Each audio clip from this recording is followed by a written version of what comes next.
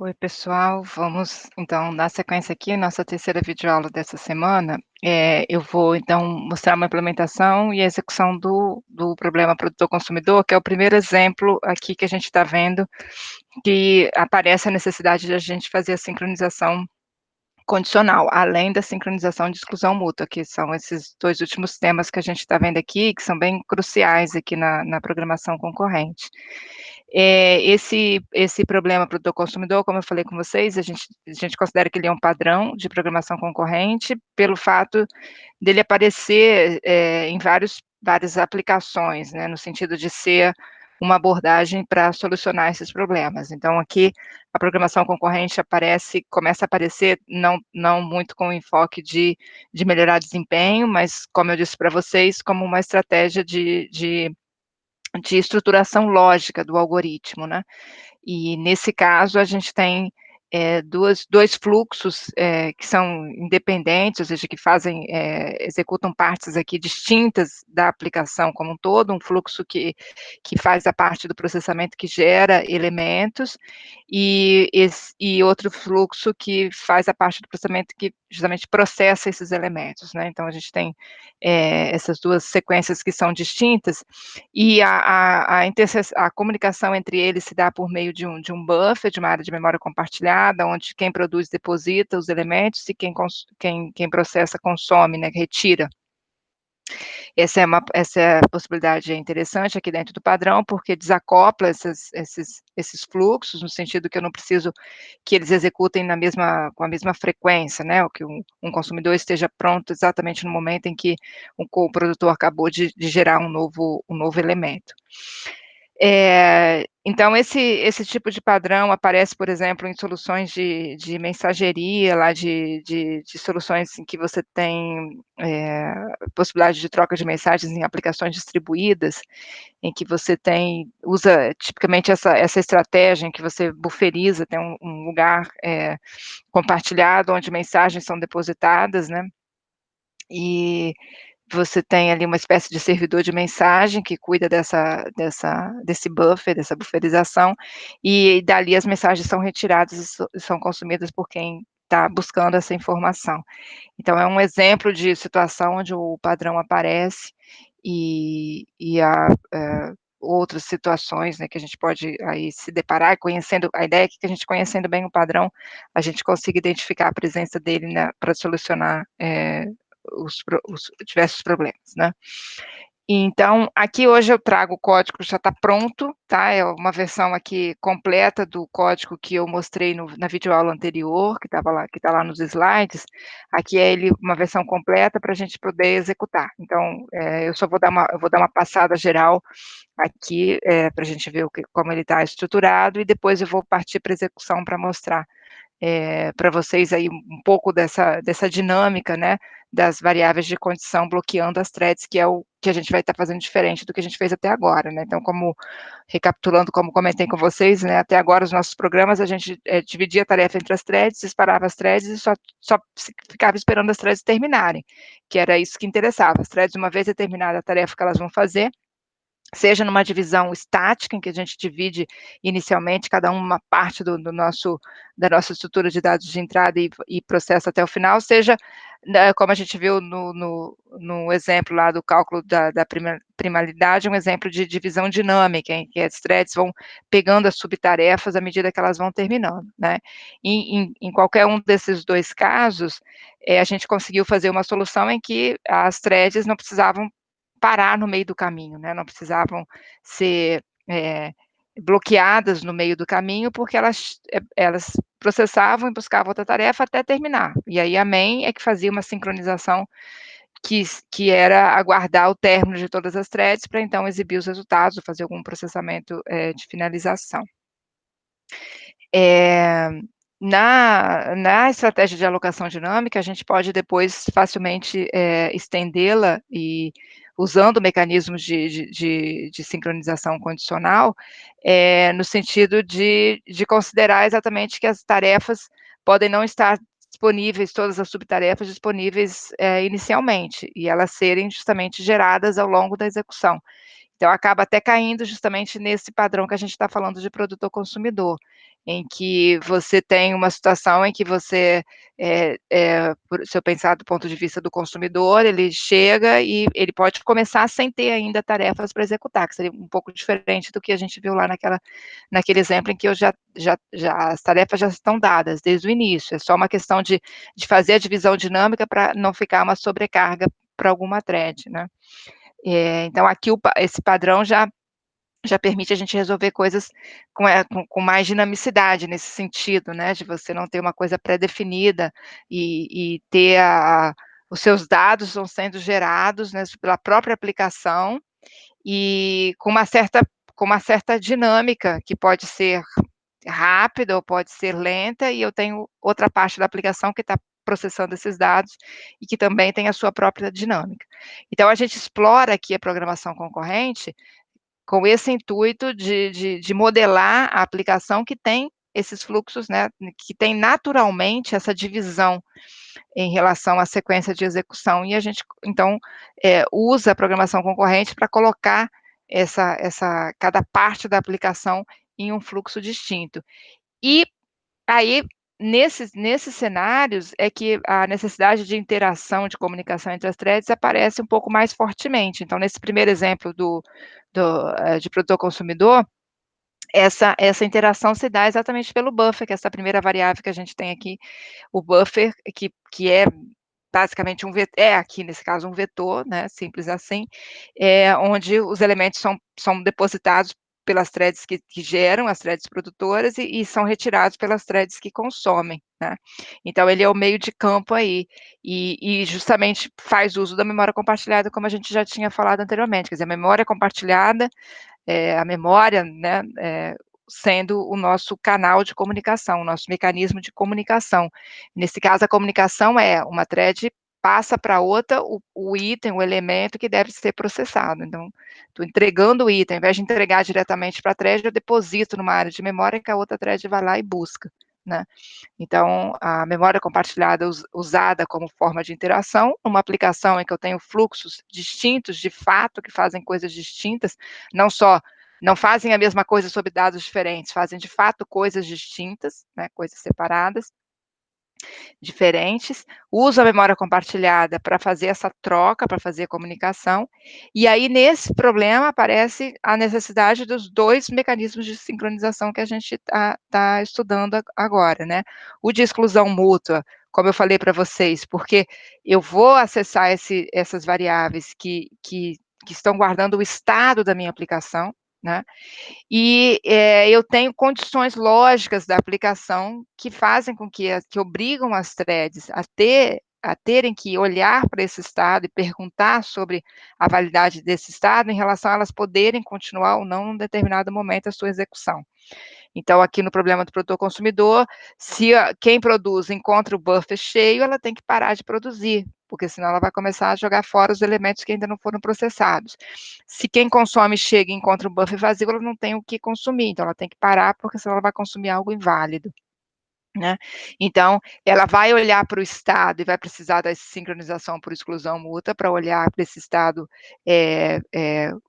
de forma correta, né, sem ser no momento em que outra thread pode estar alterando esse estado, fazendo alterações, ao mesmo tempo, né. E, olhando para esse estado, tomando a decisão se ela deve seguir ou se ela deve se bloquear, que é a sincronização condicional que a gente está vendo agora essa semana, tá. Então são 2 mecanismos muitíssimo importantes na programação concorrente. A gente começa vendo esses mecanismos já inserindo padrões de programação concorrente, que é esse padrão produtor-consumidor muitíssimo importante na programação concorrente, e em particular ele vai aparecer lá na programação distribuída, né, como eu falei, que é né, uma extensão da programação concorrente.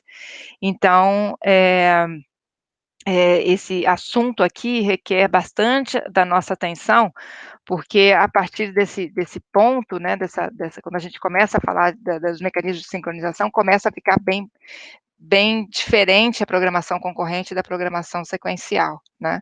E aí são novidades, e são coisas na verdade, a sincronização é um requisito da programação concorrente que torna ela mais desafiadora, né, que traz uma certa complexidade para a programação concorrente.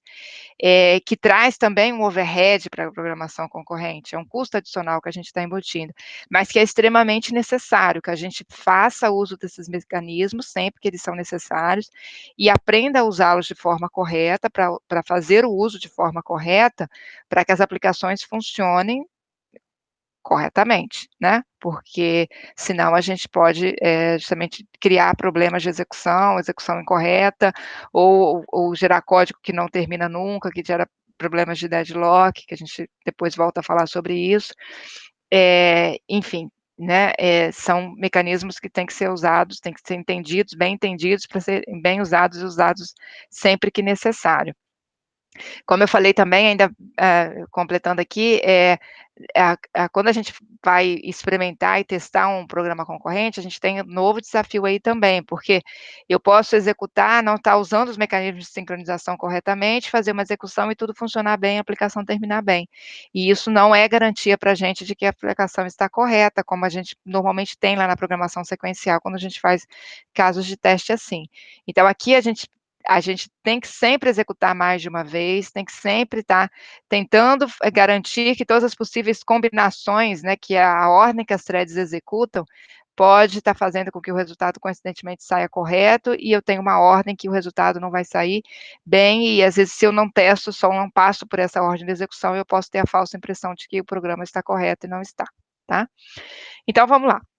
Nessa implementação do produtor consumidor, eu defino aqui que eu vou ter um buffer de tamanho 5, esse N está indicando o tamanho do meu buffer, como eu falei com vocês, o tamanho do buffer, ele não é pensado aqui para ele ser capaz de armazenar todos os produtos, todos os elementos que podem ser produzidos, porque a ideia não é essa, a ideia é que eu tenha um buffer de tamanho reduzido, mais fácil de gerenciar, que esteja ali só para estar esse balanceamento, assim, de estar ajustando a frequência de produtor e consumidor. Mas quando eu tenho uma situação em que o consumo está muito mais lento do que a produção, a ideia aqui é não ficar acumulando itens e sim parar a produção, esse que é a ideia aqui. Então eu acumulo por um tempo, né, uma quantidade relativamente pequena, que é o tamanho desse meu buffer, e a partir daí, se o buffer está cheio e não tem ninguém consumindo, eu paro a produção, né, eu bloqueio os produtores. E da mesma forma, claro, sempre do lado de quem consome também, se eu estou consumindo numa frequência muito alta, além do que eu estou conseguindo produzir, não faz sentido, eu paro o consumidor, né. Então eu vou ter um buffer de tamanho 5 e eu defino 2 variáveis P e C aqui, a quantidade de threads produtoras, a quantidade de threads consumidoras, tá. Eh, que deixa eu colocar essa informação aqui que ficou faltando, eh, que vão estar sendo criadas aqui no meu código, tá. De threads produtoras e aqui quantidade de threads consumidoras. A ideia aqui, colocar isso como constante, é justamente para tamanho do buffer, pra gente poder, se quiser mexer nisso, variar o número de threads produtoras e consumidoras, seria vir só aqui e mexer nessas constantes, quer dizer, eu poderia deixar isso mais dinâmico ainda, passando na linha de comando, né, para não precisar recompilar. Mas aqui já dá para a gente, na verdade eu não vou ficar mexendo muito nesses parâmetros, a gente vai ver exatamente rodando nesse caso aqui. Claro que eu posso aumentar o número de produtoras, ou, ter o número equivalente de produtores e consumidores, ou aumentar bastante o número de consumidoras e ter menos produtoras, e depois são experimentos, eu vou deixar esse código disponível para vocês, que vocês podem depois experimentar, tá. Então, variáveis globais do problema, o buffer em si, onde as threads tem que ser compartilhado, porque é onde threads produtoras vão acessar, threads consumidoras vão acessar. E aqui estão aquelas 3 variáveis auxiliares que eu já discuti com vocês no slide, né, que são as variáveis que me permitem fazer, ter informações de estado sobre o buffer, que é essa entidade principal aqui, que está fazendo o link, né, a ligação entre as threads, mas são variáveis importantes, né, o count é para a gente, sempre saber qual é a situação do buffer, se ele está vazio, se ele está cheio, se ele está pela metade. O in e o out são usados para apontar qual a próxima posição de sessão, qual a próxima posição de retirada, né? O in vai ser usado exclusivamente pelas threads produtoras e o out exclusivamente pelas threads consumidoras. E aqui é espaço de dados compartilhados. Hã. Muito bem. Então essas são variáveis do problema em si, né, que estão permitindo todas elas, na verdade, estão aqui para dar, conta de permitir a comunicação entre as threads, produtoras e consumidoras, e a dar conta de nos dar informações de estado que são necessárias para poder, ao longo da execução, decidir se uma thread pode continuar ou se ela deve ser retida, deve ser bloqueada, tá? Como eu falei com vocês, quando a gente está trabalhando aqui com programação imperativa, estado de execução está sempre refletido em variáveis. Então, muitas vezes a gente cria variáveis propositalmente para manter a informação de estado, né? Aqui no caso, quer dizer, a informação de estado que é necessária para eu testar a minha condição lógica, né? Se eu posso ou não continuar num determinado momento.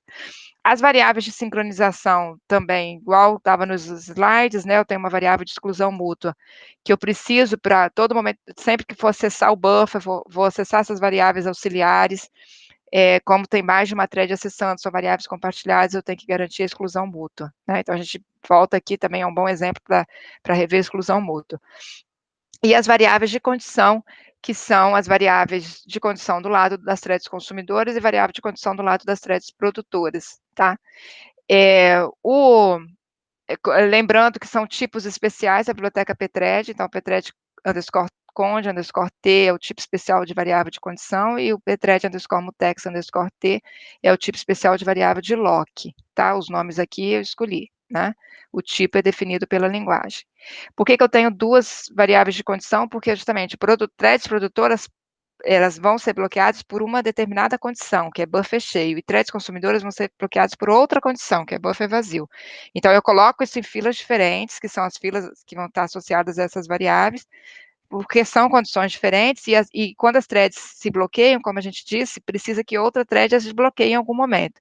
E aí eu desbloqueio em razão da condição, né? Eu faço alguma alteração no estado do meu programa, e isso vai estar dando uma condição lógica para alguma outra thread executar. E aí eu vou na fila, quer dizer, eu vou sinalizar na fila que está associada a essa condição. Então, as threads produtoras, como a gente viu, quando elas inserem qualquer elemento que elas inserem, elas estão dando condição para uma thread consumidora vir consumir. Então, elas vão sinalizar na fila das threads consumidoras, elas não vão sinalizar na fila das threads produtoras. E as threads consumidoras, sempre que elas tiram um elemento, elas estão abrindo uma vaga no buffer, estão dando condição de uma thread produtora prosseguir. Então, elas vão dar uma sinalização na fila de threads produtoras, e não na fila de threads consumidoras, por isso essa distinção, a gente precisa de duas variáveis. As duas funções seguintes são funções auxiliares, essa de inicializar o buffer, eu começo o buffer com os valores zeros, valor zero, e imprimir o buffer. Eu vou usar essa função de imprimir buffer para a gente ir acompanhando, fazendo um log de execução para ir vendo o estado do buffer. Aqui estão as duas funções, na sequência, as duas funções principais, que é a função insere item e a função retira item. A função insere, repara, aqui eu estou fazendo um código em que a função insere, ela não é uma função específica de thread, quer dizer, eu vou fazer um insere, estou fazendo um insere separado, lá da função específica da thread, estou fazendo retira como uma função separada, justamente porque o que a thread produtora faz, ela produz um item, isso vai estar muito associado com a aplicação, então a gente consegue facilmente desacoplar, né? A lógica do insere, a lógica do retira, aqui no padrão produtor-consumidor, vai ser sempre a mesma, independente da minha aplicação. A parte, então, restante, que é dependente da aplicação, eu deixo lá no código da thread. A parte que é específica do padrão, que toda aplicação vai usar, eu deixo separada nessas funções. E de dentro da função da thread, a gente vai chamar essas funções, que é perfeitamente possível, né? A gente fez pouco isso até agora, né, nos nossos exemplos, eu acho que quase todos eu resolvia toda a lógica da aplicação dentro da função principal da thread, né, sem estar chamando outras funções. Aqui também a gente começa a exercitar isso, que é perfeitamente possível, né? Então, a gente já viu essas 2 funções, na videoaula anterior, vamos passar rapidamente aqui de novo. O que eu acrescentei aqui foram esses prints, que é justamente para gerar um log de execução para a gente acompanhando o que está acontecendo. Então, quando a thread produtora chama em série, a gente viu que ele tem que, começar fazendo a exclusão mútua, porque ele vai começar olhando para essa variável count, né, para perguntar sobre o estado do programa. Sobre o estado ali do buffer, né? Eu só posso inserir, quer dizer, para eu inserir precisa ter espaço no buffer. Então eu já começo perguntando: tem espaço no buffer? Né? E começo, na verdade, fazendo a pergunta inversa. O buffer está cheio? Que é isso que eu estou perguntando aqui. Buffer está cheio? Count é igual a n? Se buffer está cheio, é a condição em que o produtor tem que bloquear, né? Ou seja, quem está chamando em série vai ter que bloquear porque o buffer está cheio. Então ele vai chamar o count wait. Agora, eu estou fazendo isso olhando para uma variável que as outras threads produtoras olham também, que as outras threads consumidoras vão olhar também. Então, mesmo que eu esteja aqui nesse momento só lendo, eu tenho que já fazer isso com exclusão mútua, porque eu posso tentar ler no momento em que outra thread está exatamente alterando. Imagina que eu tenho uma thread produtora que está ali inserindo o último elemento, no último slot vazio do buffer, mas ela ainda não incrementou o count, está ali pegando o valor de count para incrementar. Aí vem uma outra thread produtora e lê o count ainda como n-1. E aí vai achar que pode inserir. Só que quando ela for inserir, a outra thread já vai ter inserido naquela última posição. Então, eu preciso da exclusão mútua aqui já no momento de eu ler o valor de count, para eu ter certeza que quando eu vou esperar o lock, quando eu tiver esse lock, só eu que vou estar olhando, só essa thread que vai estar olhando para count. Então, ela vai ver o count no estado que ele é, sem nenhuma chance de outra thread estar naquele momento mexendo nesse count. Então, mesmo sendo leitura, eu tenho que fazer isso com exclusão mútua, para garantir que eu estou lendo sem que ninguém esteja naquele momento com a possibilidade de estar alterando, estar no meio de uma alteração de count, tá? Então, começo já com a exclusão mútua. E aí verifica, então, se o buffer está cheio, é a condição de bloquear. Se o buffer não está cheio, ela segue em frente normal, né? Ela vai colocar o item que ela gerou, que eu estou recebendo como argumento aqui, que está lá na função da thread, né? Já recebo o item pronto aqui, para ter independência. Não é tão independente porque o meu item está aqui associado a um tipo, tá? Mas para nosso... Aqui eu poderia botar um void, né, para ser mais genérico, mas para o nosso objetivo aqui tá ótimo assim. Insere o item, deixa a posição de inserção já atualizada para a próxima inserção, informa que tem mais um elemento no buffer, atualiza a variável count, e aí essas outras 2 coisas aqui tem um print exatamente para gerar log de que inseriu, e imprime o buffer para a gente ver o buffer alterado. E aí sim volta para a lógica central aqui, acabei de fazer tudo isso, então agora eu libero o lock, porque até aqui tudo isso precisa ser sessão crítica, porque eu estou mexendo em variáveis, em count, que outras threads enxergam e alteram também. A parte do print, do imprimir o buffer, eu coloco aqui dentro da minha sessão crítica também, exatamente para eu garantir que eu só saio daqui, outra thread só imprime o buffer depois que eu imprimir o buffer, exatamente refletindo o resultado dessa inserção. Tá? Então, por isso, eu coloco tudo aqui dentro da sessão crítica só para garantir isso. Depois que eu faço meus testes e verifico que o meu código está ok, eu posso tirar esse meu log, né? Se for o caso. Bom, faço o unlock e aí, como a gente falou, toda vez que eu insiro um elemento, eu estou dando chance de uma thread consumidora consumir esse elemento. Então, aqui a gente nem pergunta, não precisa perguntar se tem alguma thread esperando, porque, na verdade, se eu ficar perguntando, eu vou estar gastando mais processamento. Eu faço o signo, porque eu acabei de botar um elemento, eu dei chance de uma thread consumidora. Então, se nenhuma thread consumidora ainda tentou consumir, esse signo vai ser descartado. Agora, se alguma thread consumidora já tentou consumir e está bloqueado, eu já vou atender com esse meu signo. Não interessa quem, não interessa qual, e eu sei que basta eu sinalizar uma, porque eu acabei de inserir apenas um elemento, não faz sentido eu sinalizar para vários, então faço um signo para a fila de variável do consumidor, tá? Repare que todas essas funções, o wait, né? A função, aqui eu tenho wait e signo, né? Eu estou sempre passando os meus argumentos por referência. Por quê? Porque todas elas alteram esse parâmetro, né? Alteram a fila, alteram a fila associada, ter uma própria condição aqui do mutex, tá? Então eu preciso tudo aqui passar por referência, como a gente faz com o lock também, passa por referência, porque tanto o lock quanto a lock está alterando aqui o nosso variável mutex, tá? Outra coisa importante aqui que a gente usa o ILO, como eu discuti bastante lá no slide com vocês, né? Naquele fluxograma nosso, eu disse para vocês, olha, quando eu uso a variável de condição, eu normalmente tenho que colocá-la dentro de um loop. Por quê? Porque quando eu saio do wait, né, lembrando que como funciona o wait, dentro do wait eu tenho implicitamente um unlock desse mutex, por isso eu passo esse mutex, porque a thread quando chama o wait, necessariamente ela vai se bloquear, então ela vai sair do processador e vai lá para uma fila de bloqueados nessa variável de condição.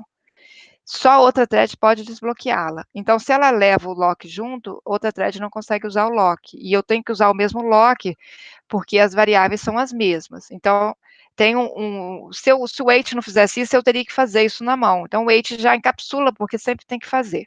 Então, lá dentro ele vai liberar o lock, e vai ficar bloqueado. Quando a thread for sinalizada, ela só vai sair de uma fila de bloqueados e vai para uma fila de prontos lá do sistema operacional, para ser escalonada. Então, lembrando, quando uma thread é sinalizada, ela não ganha necessariamente a CPU imediatamente.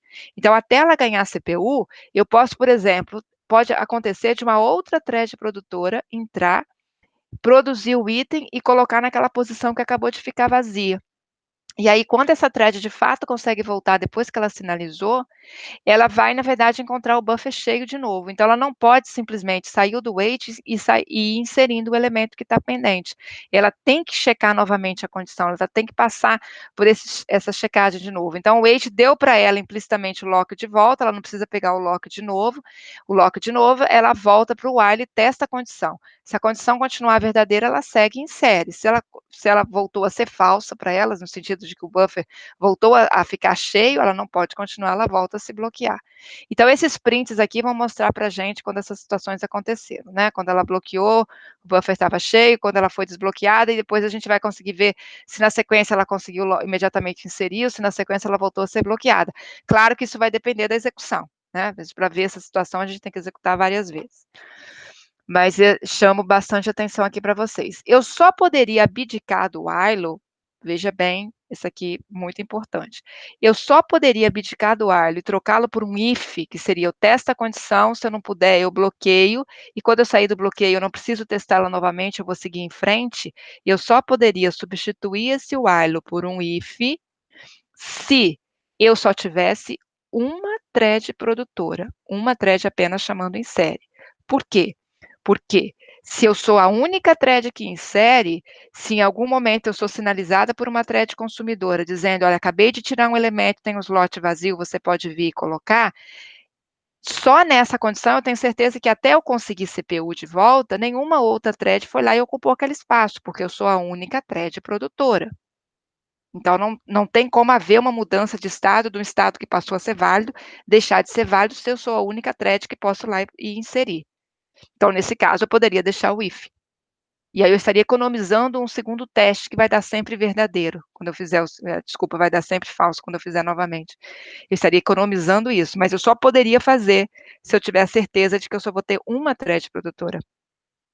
Se eu posso ter mais de uma thread produtora, sempre pode acontecer. Entre o momento em que eu sou desbloqueada, porque uma thread acabou de consumir e liberou um slot, eu sou avisada que tem um slot vazio, até eu ganhar CPU, até eu ganhar o lock de volta e conseguir ir lá executar, pode ser que outra thread produtora tenha vindo ocupar aquele espaço. Então, eu sou obrigada a estar dentro de um while para testar a condição de novo.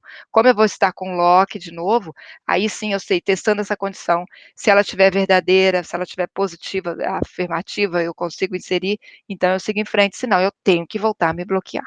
Então, por isso aqui, esse while é importante, tá? No lado do retira, é basicamente o oposto, então eu também preciso fazer o lock imediatamente, porque eu preciso olhar para o estado, só que aqui ao invés, quer dizer, qual é a minha condição de bloqueio aqui?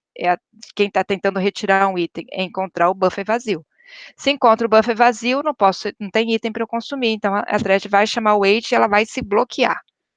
Então, lembrando, aqui a gente está usando um mecanismo de sincronização que é alto, né, a própria thread, antes de executar uma determinada tarefa, é o que ela está fazendo aqui. Antes de eu ir lá e tentar tirar um elemento do buffer, eu verifico se eu tenho condição de fazer isso. Está na própria lógica da thread, não é uma thread de fora que está impondo, que está impedindo, que está verificando o estado para ela. É a própria thread que verifica.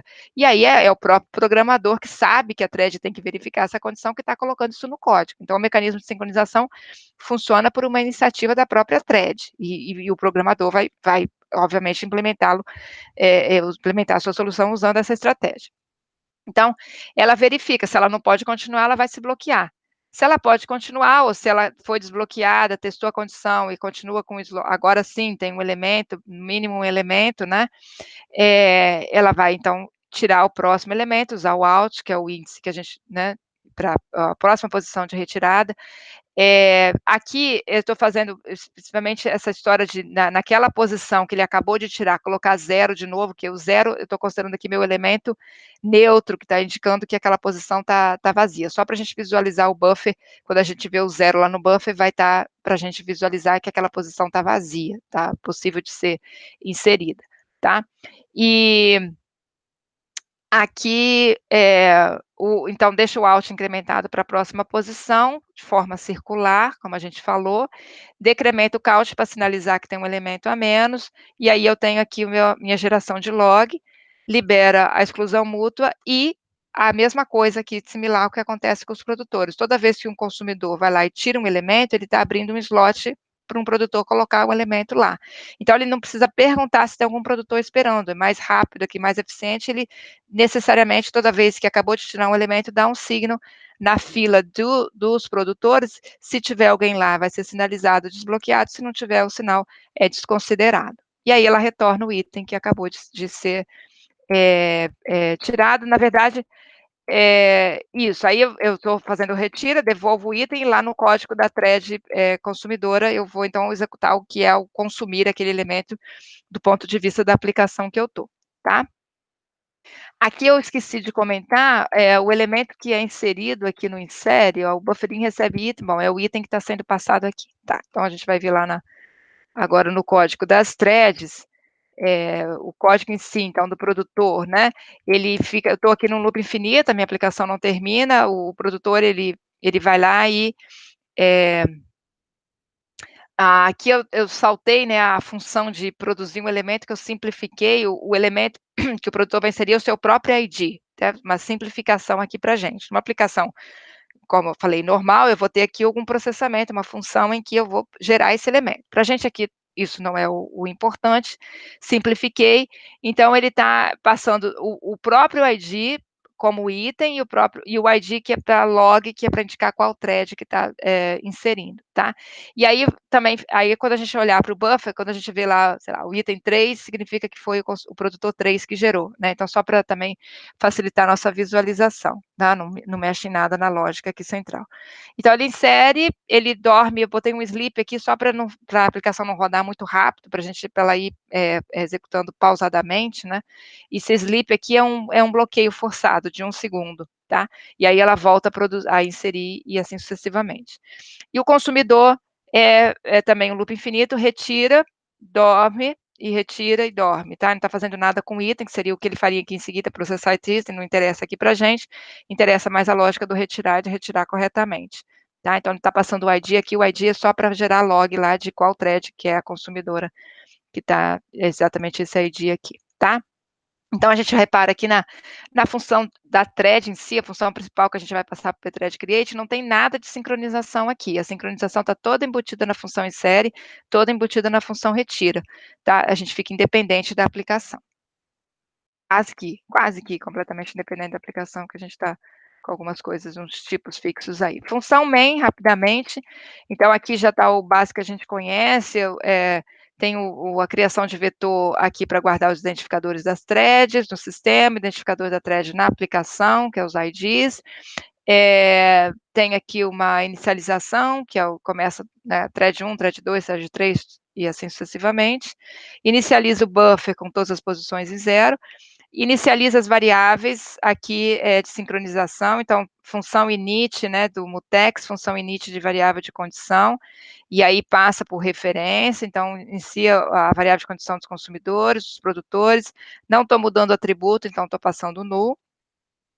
E aqui cria as threads, criando as threads produtoras, então tem um pthread create para thread passando a função da thread produtor, e um pthread create passando a função da thread consumidor, para o número de threads consumidoras, para o número de threads produtoras, tá? Que a gente já conhece. Eu não tenho join aqui, justamente porque eu estou considerando uma execução que não termina, então tem só o pthread exit, que a main vai criar todo mundo e vai terminar o que a main tem que fazer, e vão ficar só as threads executando, tá? Até que eu dê um Ctrl C, um Ctrl Z e a aplicação acaba. Então vamos lá. Vamos executar agora para a gente ver. Deixa eu compilar. Ele está dando um warning aqui, porque eu não estou usando a variável item, mas é isso que a gente não está processando, então não é indiferente aqui para a gente. Vamos dar uma execução. Eu vou deixar rodar um pouquinho, vou dar um Ctrl C e a gente volta para trás para ver o que aconteceu, tá? Vou dar, já parar aqui, tá? Vamos lá. Então, essa execução é super importante a gente analisar o log, porque justamente a gente não está aqui fazendo uma aplicação que gera um vetor, uma matriz no final, um vetor de saída, né, um valor de saída. A gente está, justamente uma aplicação em que eu estou, é uma dinâmica diferente, né? Tem threads produzindo e outras consumindo. A gente justamente quer observar aqui o funcionamento basicamente do buffer. Lá o buffer está funcionando, guardando os elementos, está sendo colocado, tirado, e as threads estão se bloqueando, se desbloqueando sempre que deve. A gente tem que olhar para a lógica central aqui do produtor consumidor, tá? Então, o log aqui é importante. Então, a gente vê aqui, ó, thread produtora 2 começou, e aí aqui significa o P2, significa a thread produtora de ID 2, que é inserir. E a gente sabe que a thread insere sempre o valor que é o próprio ID, né?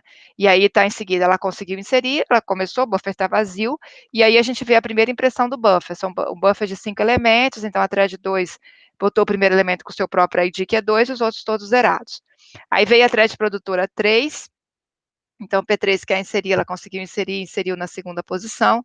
Thread produtora 1 quer inserir, aí veio a thread consumidora 5, elas estão em ordem, quer dizer, eu tenho 1, 2, 3, que são as produtoras, e aí 4, 5 são as consumidoras, tá? Sou a thread consumidora 5, sou a thread produtora 4, né? E a gente vê que a ordem de execução é diferente. Aí veio a P1 que estava querendo inserir, conseguiu inserir, então eu tenho 2, 3 e 1. Sou a thread consumidora, tá? Então, na verdade, então eu tenho 1, 2, 3, 4, 5, 6, são 6. Deixa eu voltar aqui. 4, isso, são 5, 6, tá? Porque são 4 produtoras, né? Então, eu tenho a 1, a 2, a 3 e a 4 produtoras, a 5 e a 6 consumidores. Então, a produtora 4 também inicializou, e aí o P1 inseriu, era aqui que a gente estava, sou a thread consumidora 6, e aí veio a primeira consumidora, assim, que quer consumir, ela pode consumir, porque tem elementos, e ela consome, ó, o primeiro elemento da lista, mantém aquela nossa lógica de que eu consumo na ordem que foi inserido. Então, ó, consumiu o 2 foi jogado fora e voltou a ser 0, aquela posição significa que ela está vazia. Então, lembrando, tudo que está 0, não tem ninguém que insere 0 aqui na nossa lógica, então, sempre que está 0 é que está vazio. Deixa eu subir aqui, então a gente viu até aqui. Agora aqui, né, a pthread, o 4 quer inserir, então ele vai para a próxima posição, ó, essa aqui é a próxima posição vazia, passou a ser 4. 6 quer consumir, vai para a segunda posição, consome, tira o 3, né, que tinha antes aqui, fica 0. O 2 quer inserir aqui por último. O 5 quer consumir, consome o próximo, que é 1, e fica 0.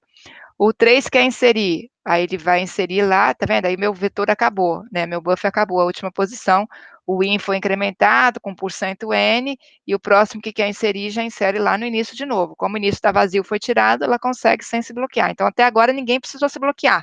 Todo mundo, o produtor chegou, tinha slot vazio, o consumidor chegou, tinha coisa para consumir. Então, indo normal, sem nenhum bloqueio. Aí a 1 quer inserir, inseriu na posição, outra posição que estava vazia. E a 4 quer inserir, inseriu na outra posição vazia. Então, agora a gente chegou a primeira vez numa situação em que o buffer está cheio. Deixa eu subir aqui de novo. o buffer está cheio, tá? Em seguida, eu tenho alguém querendo consumir, então ainda não precisei bloqueio. Então, a thread 6, consumidora 6 quer consumir, ela consome o próximo item, que é o 4, que é esse elemento aqui, né, que eu tinha parado aqui no consumo. Então, é esse 4 aqui que ela consumiu, fico com ele assim. O 2 quer inserir, então acha o slot vazio para inserir, que é o próximo, inserção aqui, né? Então, de novo, tem o buffer cheio. Agora aconteceu que aí veio a produtora 4 que quer inserir, e aí encontrou o buffer cheio, teve o primeiro bloqueio aqui. P1 quer inserir, bloqueou. Estou com 2 threads, então, produtoras bloqueadas nesse momento, a 4 e a 1. Aí veio a 5 quer consumir, buffer está cheio, consumiu o 2, que era o próximo. Aí a gente vai perdendo aqui um pouco, o último que tinha que ser consumido era aqui, então o próximo a ser consumido é o último aqui, né? Então consumiu o 2 e essa posição ficou vazia. Aí o 3 quer inserir. Aí repara aqui, ó, o 3 inseriu. Então repara aquilo que eu falei para vocês, como a situação pode mudar. Quando o 5 consumiu, ele fez o signo. Ele fez o signo e eu tinha 2 threads bloqueadas, a 4 e a 1. Então, uma delas recebeu a sinalização, uma delas saiu do bloqueio e voltou, e foi lá para a fila de espera, tá? Agora, antes de dela aparecer, olha, veio um produtor de fora, como se tivesse entrado por fora, o P3. E aí ele achou esse slot vazio e conseguiu inserir, tá? Olha aí o que que a gente vê na sequência. 4 desbloqueou, 4 que recebeu o sinal. Estava bloqueado, quando o 5 consumiu, mandou o sinal, 4 desbloqueou, tá? E aí, ó, bloqueou de novo, corretamente. Porque se ele tentasse inserir, se não tivesse o ILO lá, ele justamente aqui eu ia ter o problema. Ele ia tentar inserir, sendo que o 3 veio antes, inseriu e ocupou aquele slot que ficou vazio com o consumidor 5, que sinalizou para o produtor 4 sair, antes de desbloquear, antes de P4 conseguir, de fato, ir lá, ganhar CPU, ganhar um lock para ele inserir, outra thread, que foi o produtor 3, foi lá e inseriu. Então, quando ele faz o teste, ele volta a se bloquear. Ótimo que a gente já viu essa condição aqui. Aí veio o 6, quer consumir, consumiu, a posição aqui no início, na primeira. Aí agora desbloqueou P1, então eu tinha o 4 voltou a bloquear e o P1 continuou bloqueado. Dessa vez desbloqueou o P1 e o P1 conseguiu colocar. E o 4 continua bloqueado. 2 quer inserir, bloqueou. 3 quer inserir, bloqueou. 5 quer consumir, consumiu. O 4 foi desbloqueado. O 4 foi desbloqueado e dessa vez ele conseguiu inserir, né? Então, e aí o 6 quer consumir, consumiu, e aí desbloqueou o 2, que tinha bloqueado anteriormente, que em seguida conseguiu. Aí o 1 quer inserir, o 1 tinha acabado de inserir lá em cima, né? Agora ele tentou inserir de novo e está cheio, se bloqueou, né? E aí 5 quer consumir, consome, 2 quer inserir, aí de novo, olha só, o 5 acabou de consumir, liberou uma posição, vem em seguida o 2 querendo inserir, conseguiu entrar nessa posição. Aí o 5 mandou sinal para alguém, alguém foi desbloqueado, vamos ver quem foi. O 6 quer consumir, consumiu, e aí desbloqueou mais alguém. Tem 2 aí podendo ser desbloqueado. Mas antes de alguém ser desbloqueado, veio o P4 e conseguiu inserir nessa posição que acabou de ficar vazia. Olha o 3 sendo desbloqueado e bloqueado de novo. Olha o 1 sendo desbloqueado e bloqueado de novo. Então, nossa lógica aqui funcionando, certo? Como a gente está, aí o 5 consumiu, mandou sinal, o 3 conseguiu desbloquear e inserir, né? E assim vai, né? Aqui, a gente basicamente está vendo uma situação, aí vai se repetindo. Acho que a gente pegou todas as situações que a gente queria pegar, menos do consumidor se bloquear, mas aí porque a gente está, deixa eu ver se tem algum consumidor que bloqueou, não, porque justamente a gente está na situação em que eu tenho mais produtores, né, eu tenho 4 produtores e 2 consumidores, e todo mundo seguindo no mesmo ritmo, né, o processamento aqui não está desequilibrado, e aí é uma situação que a gente vai ver mais produtores sendo bloqueados, né? Se eu venho aqui e mexo nessa minha lógica, se eu ponho aqui 2 e aqui 4, espero que tudo continue funcionando.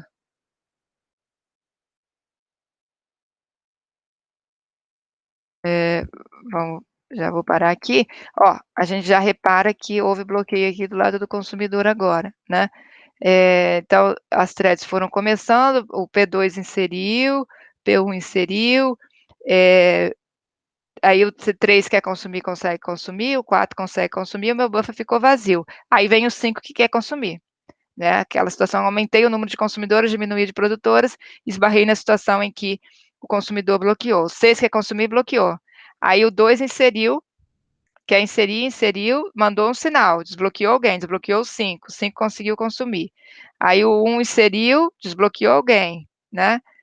Vamos ver aqui. Quem mais estava bloqueado era o 5 e o 6. Então, quando o 1 inseriu, ele mandou um sinal, desbloqueou alguém, mas o 3 entrou na frente, consumiu, tá? E aí o 4 bloqueou também. Quer consumir, bloqueou, e aqui veio o desbloqueio do 6, que é quem estava bloqueado lá adiante, que bloqueou de novo, porque continua todo vazio aqui o meu buffer, tá?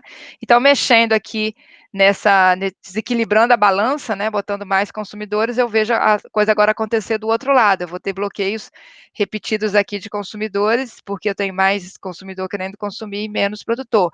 Mas, de novo, eu posso ter esse desbalanceamento, vai depender se o meu processamento para gerar um novo item é muito pesado, muito mais do que consumir, então eu vou botar mais produtores e provavelmente mesmo com mais produtores vou ficar com a balança equilibrada e vice-versa. Então, aí essa quantia de produtores e consumidores eu posso equilibrar de acordo com a necessidade da aplicação. Aqui o intuito era mostrar justamente que as nossas chamadas de bloqueio e desbloqueio estão funcionando como esperado, tá certo? É meio cansativo ler o log, né? Mas é super importante aqui para a gente entender essa dinâmica e para a gente ter visualizar, né, que as coisas estão acontecendo de forma correta. Eu não estou nunca tentando botar um elemento quando o buffer já está cheio, tirar um elemento zero, nunca foi consumido. Os elementos saem na ordem que eles são colocados, né, e removidos, isso está aparecendo aqui. E as threads são sinalizadas, e a gente vê aquela situação que uma thread que tentou antes foi bloqueada, quando o estado é favorável para ela, não necessariamente ela consegue, e antes vem outra thread e faz uso daquele elemento, ou daquele slot vazio. Então, a gente viu isso aqui acontecer, a importância do while lá, né, daquela questão de sempre que eu testar a variável de condição, né, o meu estado novamente, antes de, mesmo depois que sou desbloqueada, tá? Então, tudo isso a gente conseguiu ver aqui, tá? Era isso então, eu vou encerrar aqui essa videoaula, era mais para justamente mostrar uma execução aqui do consumidor, e volto na sequência para mostrar outros exemplos de código lá do nosso laboratório da semana, em que a gente vai usar variáveis de condição. Até mais então, pessoal.